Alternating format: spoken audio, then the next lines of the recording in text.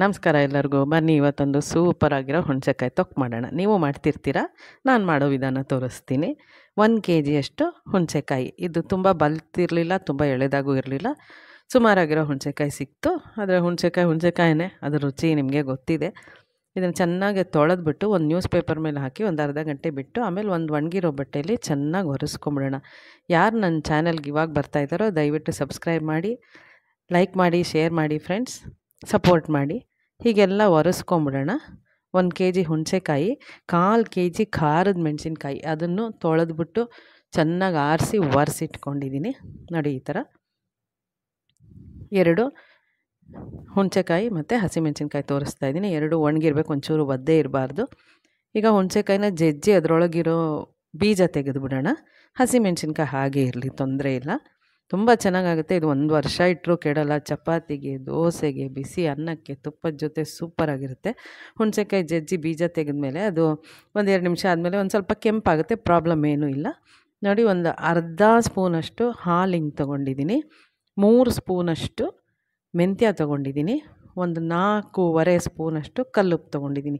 ಇಷ್ಟು ಬೇಕಾಗುತ್ತೆ ಇಷ್ಟು ಅಳತೆಗೆ ಮಾಡುವಾಗ. ಈಗ ಒಂದು ಪ್ಯಾನ್ ಇಟ್ಬಿಟ್ಟು ಫಸ್ಟು ಮೆಂತ್ಯನ ಸಿಡೀಲಿ ಪಟ ಅನ್ನೋಂಗೆ ಹುರ್ಕೊಳ್ಳೋಣ. ಪೂರ್ತಿ ಎಲ್ಲ ಸಿಡಿಯೋದೇನು ಬೇಡ, ಚಟ್ಪಟ ಅನ್ನೋಕ್ಕೆ ಶುರು ಆಗಿದ ತಕ್ಷಣ ಇಂಗು ಹಾಕೋಣ. ಉಪ್ಪನ್ನು ಹುರಿಬೇಕು. ಉಪ್ಪು ಹುರಿದು ಮಾಡೋದ್ರಿಂದ ಕೆಡೋದೇ ಇಲ್ಲ, ತುಂಬ ದಿನ ಇರುತ್ತೆ. ನೋಡಿ, ಹಾಲಿಂಗು ಇದನ್ನು ಹೊರನಾಡಿಂದ ತರಿಸ್ಕೋತೀನಿ. ಸಾಮಾನ್ಯ ಸ್ಪೈಸಸ್ ಎಲ್ಲ ಹೊರನಾಡಿಂದನೇ ತರಿಸೋದು. ಕೊರಿಯಲ್ಲಿ ತರಿಸ್ಕೊಂಬಿಡ್ತೀನಿ, ಕೊರಿಯರಲ್ಲಿ ತರಿಸ್ತೀನಿ.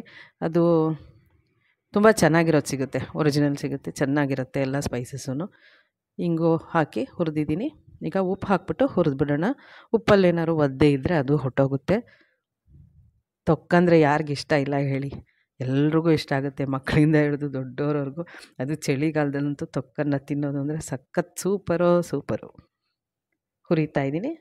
ಉಪ್ಪು ಹಾಕಿದ್ಮೇಲೆ ಅದು ಒಂಚೂರು ಚಟಪಟ ಅನ್ನುತ್ತೆ. ಇದನ್ನು ಹುರಿದ್ಬಿಟ್ಟು ಪಕ್ಕಕ್ಕೆ ಇಟ್ಬಿಡೋಣ. ಇದು ತಣ್ಣಗಾಗಲಿ. ಇದನ್ನು ಪೌಡ್ರ್ ಮಾಡ್ಕೋಬೇಕು. ಎಲ್ಲ ಹಾಕಿ ಒಟ್ಟಿಗೆ ರುಬ್ಬಿಡ್ತಾರೆ ಕೆಲವರು, ಆ ಥರ ಮಾಡಬಾರ್ದು. ಈ ಥರ ಮಾಡೋದ್ರಿಂದ ತುಂಬ ದಿನ ಇಟ್ಟರು ತೊಕ್ಕು ಕೆಡೋದಿಲ್ಲ. ನೋಡಿ, ಇದು ಡ್ರೈ ಆಯಿತು ಪೂರ್ತಿ, ಚಟ ಅಂತ. ನೋಡಿ, ಹುರಿದಾಗಲೇ ಫಸ್ಟ್ ಉಪ್ಪು ಹಾಕ್ಕೊಂಡಾಗಲೇ ನಿಮ್ಗೆ ಗೊತ್ತಾಗುತ್ತೆ, ಅದು ಸ್ವಲ್ಪ ಒದ್ದೆ ಥರ ಕಾಣುತ್ತೆ. ಹುರಿದ ಮೇಲೆ ಎಲ್ಲ ಡ್ರೈ ಆಗುತ್ತೆ. ಇದು ತಣ್ಣಗಾಗಲಿ, ಪಕ್ಕಕ್ಕೆ ಇಟ್ಬಿಡೋಣ. ಈಗ ಜಜ್ಜಿರೋ ಹುಣಸೆಕಾಯಿನ ಒಂದು ಮಿಕ್ಸಿ ಜಾರ್ಗೆ ಹಾಕೋಣ. ಮಿಕ್ಸಿ ಜಾರು ಚೆನ್ನಾಗಿ ಒರೆಸಿ ಒಣಗಿರಬೇಕು, ಚೂರು ಒದ್ದೆ ಇರಬಾರ್ದು.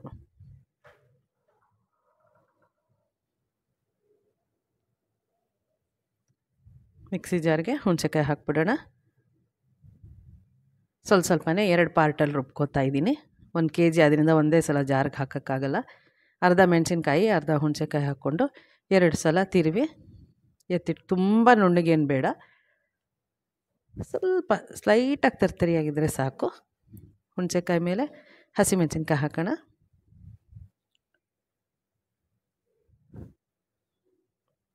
ಹಸಿಮೆಣಸಿನ್ಕಾಯಿ ಹಾಕ್ಬಿಟ್ಟು ರುಬ್ಕೊಳ್ಳೋಣ. ಇಲ್ಲೇನು ಉಪ್ಪು ಹಾಕೋದು ಬೇಡ, ಆಮೇಲೆ ಆ ಉಪ್ಪಿಂದು ಸೇರಿಸ್ತೀವಲ್ಲ ಅದೇ ಸಾಕಾಗುತ್ತೆ. ಅರ್ಧ ಹಸಿಮೆಣಸಿನ್ಕಾಯಿ ಹಾಕ್ಕೊಂಬಿಡೋಣ 1/4 kgನಲ್ಲಿ. ಇನ್ನರ್ಧ ನೆಕ್ಸ್ಟ್ ಬ್ಯಾಚಲ್ಲಿ ಹಾಕ್ಕೊಂಡು ರುಬ್ಕೊಂಡು ಇದನ್ನು ಒಂದು ಪಾತ್ರೆಗೆ ತೆಗೆದಿಟ್ಕೊಳ್ಳೋಣ, ಇಲ್ಲ ಹಾಗೆ ಮಿಕ್ಸಿ ಜಾರಲ್ಲೂ ಇಟ್ಕೋಬೋದು. ಈಗ ಉಪ್ಪು ಮೆಂತ್ಯನ ಪುಡಿ ಮಾಡ್ಕೊಳ್ಳೋಣ. ಇದನ್ನು ಚೆನ್ನಾಗಿ ಆಲ್ಮೋಸ್ಟ್ ನುಣ್ಣಗೆ ಪುಡಿ ಮಾಡ್ಕೊಳ್ಳೋಣ. ಈಗ ತಣ್ಣಗಾಗಿದೆ ಇದು. ಚಟ್ನಿ ಜಾರಲ್ಲಿ ಮಾಡಿದ್ರೆ ಬೇಗ ಆಗುತ್ತೆ. ಉಪ್ಪು ಇರೋದ್ರಿಂದ ಎಲ್ಲ ಚೆನ್ನಾಗಿ ಹೊಂದ್ಕೊಳ್ಳುತ್ತೆ. ಇಂಗು, ಉಪ್ಪು, ಮೆಂತ್ಯ ಒಳ್ಳೆ ಘಮ ಅಂತ ಇದೆ. ತೊಕ್ಕು ಅಷ್ಟೇ ಘಮ ಅಂತಿರುತ್ತೆ. ನಾನು ಮಾಡೋ ತೊಕ್ಕು ಈ ರೀತಿ. ನೀವು ಯಾವ ಥರ ಮಾಡ್ತೀರಾ ಅಂತ ಕಮೆಂಟ್ ಬಾಕ್ಸಲ್ಲಿ ತಿಳಿಸಿ, ಲಿಂಕ್ ಇದ್ದರೆ ಕಳಿಸಿ, ಅದನ್ನು ವಾಚ್ ಮಾಡ್ತೀನಿ. ನೋಡಿ, ಇದನ್ನು ನುಣ್ಣಕ್ಕೆ ಪುಡಿ ಮಾಡ್ಕೊಂಬಿಡೋಣ. ತೊಕ್ಕಿಗೆ ಸ್ವಲ್ಪ ಎಣ್ಣೆ ಜಾಸ್ತಿ ಬೇಕಾಗುತ್ತೆ. ಈ ಥರ ಚಟ್ನಿ ಅದಕ್ಕೆ ರುಬ್ಕೊಳ್ಳೋಣ. ಎಷ್ಟು ಹಸಿರು ಕಾಣಿಸ್ತಾ ಇದೆ ಅಲ್ವಾ, ಅಲ್ಲಿ ಕೆಂಪು ಥರ ಕಾಣಿಸ್ತು ಹುಣಸೆಕಾಯಿ ಜಜ್ಜಿದ ಮೇಲೆ. ಈಗ ರುಬ್ಬಿದ್ಮೇಲೆ ಹಸಿರೇ ಇರುತ್ತೆ, ಮತ್ತು ಹುರಿದ್ಮೇಲೆ ಸ್ವಲ್ಪ ಬ್ರೌನ್ ಕಲರ್ಗೆ ಆಗುತ್ತೆ. ಈ ಹಸಿರುಗೆ ಏನಿರಲ್ಲ, ಎಲ್ಲ ಚೆನ್ನಾಗಿ ಬಾಡಿಸಿದ್ಮೇಲೆ ಸ್ವಲ್ಪ ಕಲರ್ ಚೇಂಜ್ ಆಗುತ್ತೆ. ನೋಡಿ, ರುಬ್ಬಿರ್ತೀವಲ್ಲ ಅದನ್ನೊಂದ್ಸಲ ಚೆನ್ನಾಗಿ ಮಿಕ್ಸ್ ಮಾಡ್ಕೊಳ್ಳೋಣ. ತುಂಬ ರುಚಿಯಾಗಿರುತ್ತೆ. ಬಿಸಿ ಅನ್ನ ತುಪ್ಪಕ್ಕಂತೂ ಸೂಪರು. ನೋಡಿ, ಪುಡಿ ರೆಡಿ ಆಯಿತು. ಪುಡಿನೂ ಪಕ್ಕಕ್ಕೆ ಎತ್ತಿಟ್ಕೊಳ್ಳೋಣ, ರುಬ್ಬಿರೋ ಮಿಶ್ರಣನೂ ಪಕ್ಕಕ್ಕೆ ಎತ್ತಿಟ್ಕೊಳ್ಳೋಣ. ಈಗ ಒಂದು ಬಾಣಲೆ ಇಡೋಣ. ಚೆನ್ನಾಗಿ ಒಂದು 8-10 ಸ್ಪೂನ್ ಎಣ್ಣೆನೇ ಹಾಕೋಣ. ಎಣ್ಣೆ ಹಾಕ್ಬಿಟ್ಟು ಸಾಸಿವೆ ಹಾಕೋಣ. ಬೇಕಿದ್ದರೆ ಕರ್ಬೇವಿನ ಸೊಪ್ಪು ಹಾಕ್ಬೋದು. ಇವತ್ತು ಮನೇಲಿ ಕರ್ಬೇವಿನ ಸೊಪ್ಪು ಇರಲಿಲ್ಲ, ಅದರಿಂದ ಕರ್ಬೇವಿನ ಸೊಪ್ಪು ಹಾಕಿಲ್ಲ ನಾನು. ಸ್ವಲ್ಪ ಅರಿಶಿನ ಹಾಕೋಣ, ಒಂದು ಅರ್ಧ ಸ್ಪೂನು. ಇಷ್ಟು ಕ್ವಾಂಟಿಟಿ ಮಾಡ್ತಾ ಇರೋದ್ರಿಂದ ಅರ್ಧ ಸ್ಪೂನ್ ಅರಿಶಿನ ಬೇಕಾಗುತ್ತೆ. ಈಗ ರುಬ್ಬಿಟ್ಕೊಂಡಿರೋದು ಎಲ್ಲ ಇದು ಹಾಕ್ಬಿಡೋಣ. ರುಬ್ಬಿಟ್ಕೊಂಡಿರೋದು ಮಿಶ್ರಣ, ಹುಣಸೆಕಾಯಿ ಮತ್ತು ಹಸಿಮೆಣಸಿನ್ಕಾಯಿ ಮಿಶ್ರಣ ಹಾಕೋಣ. ಅದ್ರ ಮೇಲೆ ಪುಡಿ ಮಾಡಿ ಇಟ್ಕೊಂಡಿರೋದು ಮೆಂತ್ಯ, ಇಂಗು, ಉಪ್ಪು, ಇದು ಪೌಡ್ರ್ ಹಾಕ್ಬಿಟ್ಟು ಎಲ್ಲ ಚೆನ್ನಾಗಿ ಮಿಕ್ಸ್ ಮಾಡೋಣ. ಈಗ ಸ್ವಲ್ಪ ರುಬ್ಬಿರೋದ್ರಿಂದ ಉಪ್ಪು ಬೀಳೋದ್ರಿಂದ ಒದೆ ಥರ ಕಾಣುತ್ತೆ.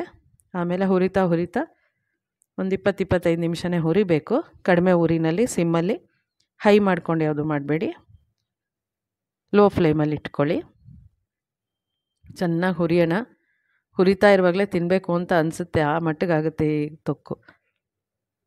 ಒಂದು ಬಾಟ್ಲನ್ನ ಚೆನ್ನಾಗಿ ತೊಳೆದು ಒಣಗಿಸಿಟ್ಕೊಳ್ಳಿ. ಅದರಲ್ಲಿ ಸ್ಟೋರ್ ಮಾಡಿ ಎತ್ತಿಟ್ಕೊಂಡ್ಬಿಡ್ಬೋದು. ನೋಡಿ ಹೀಗಾಗುತ್ತೆ. ಕಲರ್ ಚೇಂಜ್ ಆಗೋಯ್ತು, ಗ್ರೀನ್ ಇದ್ದಿದ್ದು ಸ್ವಲ್ಪ ಬ್ರೌನ್ ಕಲರ್ಗಾಯಿತು.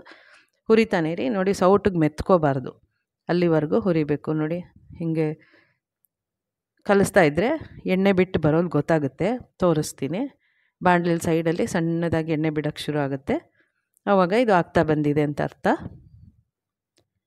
ಚಿಟಿ ಅಂತ ಶಬ್ದ ಮಾಡಿಕೊಂಡು ಒಂಚೂರು ಎಣ್ಣೆ ನೋಡಿ, ಅಲ್ಲಿ ಅಂಚಲ್ಲಿ ಎಣ್ಣೆ ಕಾಣಿಸ್ತಾ ಇದೆ. ಸೊ ಹಾಗೆ ಎಣ್ಣೆ ಬಿಟ್ಟು ಬರುತ್ತೆ, ಆವಾಗ ತೊಕ್ಕು ಪರ್ಫೆಕ್ಟಾಗಿ ಆಗಿದೆ ಅಂತ ಅರ್ಥ. ತುಂಬ ಚೆನ್ನಾಗಾಗುತ್ತೆ, ಒಳ್ಳೆ ರುಚಿ. ಈ ಕ್ವಾಂಟಿಟಿ ಈ ಇದರಲ್ಲಿ ಮಾಡಿಕೊಂಡ್ರೆ ನಿಮ್ಗೊಂದು 6 ತಿಂಗಳು ಆರಾಮಕ್ಕೆ.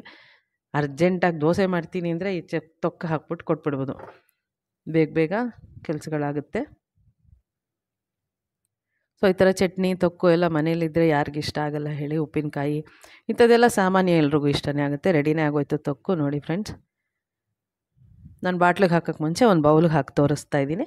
ಆಮೇಲೆ ಬಾಟ್ಲಲ್ಲಿ ಹಾಕಿ ತಣ್ಣಗಾದ್ಮೇಲೆ, ಪೂರ್ತಿ ತಣ್ಣಗಾಗಬೇಕು, ಬಿಸಿನಲ್ಲಿ ಹಾಕಿ ಇಡಬೇಡಿ. ತಣ್ಣಗಾದ್ಮೇಲೆ ಒಂದು ಬಾಟ್ಲಲ್ಲಿ ಹಾಕಿ ಕ್ಲೀನಾಗಿ ಮುಚ್ಚಳ ಮುಚ್ಚಿ ಫ್ರಿಜ್ಜಲ್ಲಾರು ಇಟ್ಕೊಳ್ಳಿ. ಒಂದು 15 ದಿನದವರೆಗೂ ಹೊರಗಡೆನೇ ಇಡ್ಬೋದು. ಆಮೇಲೆ ಬೇಕಾದ್ರೆ ಫ್ರಿಜ್ಜಲ್ಲಿ ಎತ್ತಿಟ್ಬಿಡ್ಬೋದು. ಅಷ್ಟರಲ್ಲಿ ಖಾಲಿನೇ ಆಗೋಗುತ್ತೆ ಮಾಡಿರೋದು, ಜನ ಜಾಸ್ತಿ ಏನಾರು ಇದ್ದರೆ. ಸೂಪರ್ ಆಗಿರೋ ತೊಕ್ಕು ರೆಡಿ ಆಯಿತು. Thank you very much friends. Thank you so much.